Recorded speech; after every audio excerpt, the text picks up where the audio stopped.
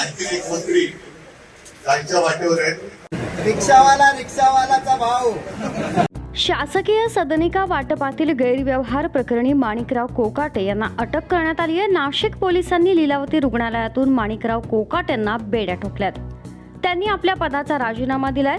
अजित पवार यांनी त्यांचा राजीनामा स्वीकारून मुख्यमंत्री देवेंद्र फडणवीस यांच्याकडे पाठवला. मुख्यमंत्री देवेंद्र फडणवीस यांनीही राजीनामा स्वीकारला असून पुढील कार्यवाहीसाठी राज्यपालांकडे सुपूर्द केलाय.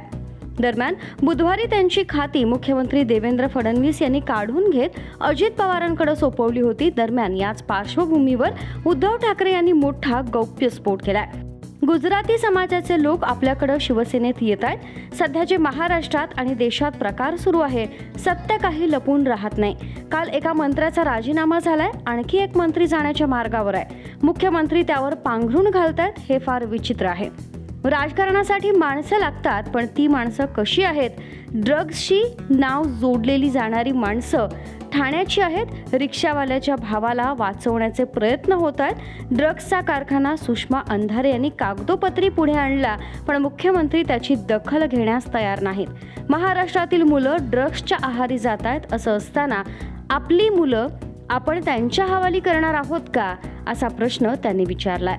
सातारा ड्रग्स प्रकरणावरून राजकीय वर्तुळात चांगलीच खळबळ उडाली आहे. ठाकरे गटाच्या नेत्या सुषमा अंधारेंनी उपमुख्यमंत्री एकनाथ शिंदेंच्या राजीनाम्याची मागणी करत त्यांच्यावर आणि त्यांच्या बंधूंवर गंभीर आरोप केलेत. हे बघा, इकडे मोठ्या अक्षरात पण दिसतं हे. ठीक आहे, आता आपण थोडंसं मागे जाऊया. याच्यामध्ये ऑनलाईन बुकिंगचं ऑप्शन आहे व्हॉट्सअपचा. आपण व्हॉट्सअपला क्लिक केलं, व्हॉट्सअप उघडतो, त्यानंतर आपण बुकिंगकडे जातो. वर एक नंबर दिसतो, आपण टॉपला क्लिक करूया.